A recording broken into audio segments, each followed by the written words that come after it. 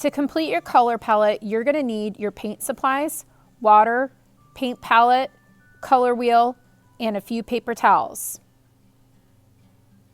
Today you're going to be coming up with your color plan for your complementary color painting.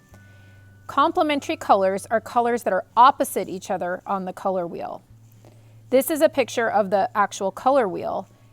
So colors that are across from each other on the color wheel, like red and green, blue and orange, or yellow and violet, are going to be your complementary colors. You could also choose to do tertiary colors like yellow orange and blue violet, or red orange and blue green. For my picture, I'm choosing red and green. So to get started, I'm going to need to prepare my green. Because I didn't get green in my paint palette, I'm going to need to create green. Because I'm going to be using this paint for my entire painting, I'm just going to use my yellow cup that I got in my paint supplies, and I'm going to be making that green.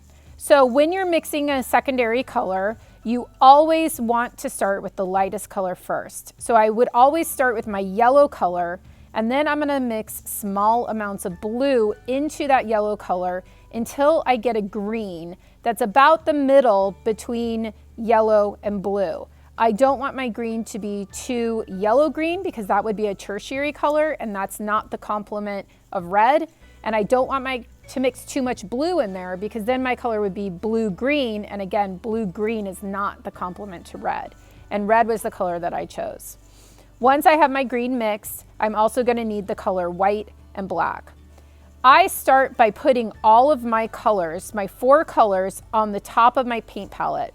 This way, I don't have to worry about re-dipping my paintbrush or my palette knife into my other colors and contaminating them. I can do all of my paint mixing on my paint palette.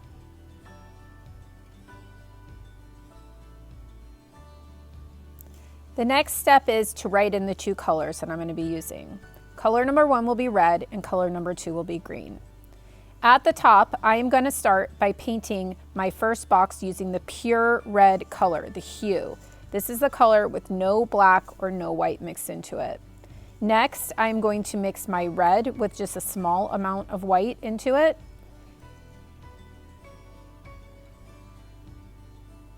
And then after that, I'm going to mix my red with about half the amount of red and half the amount of white.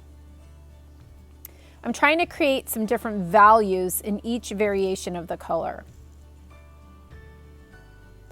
Make sure that you rinse and dry your paintbrush before you paint each color swatch. You don't want your paint to get watered down. Otherwise, it's going to be transparent and not opaque, and then you'll have to do multiple coats of the paint. So make sure that you wash and dry your paintbrush before you re-dip it into the paint. Once I have my red mixed with my whites, the next thing I'm going to do is I'm going to make some shades. I'm going to mix my red with a small amount of black for the first square, and then I'm going to mix my red with more black for the very last square.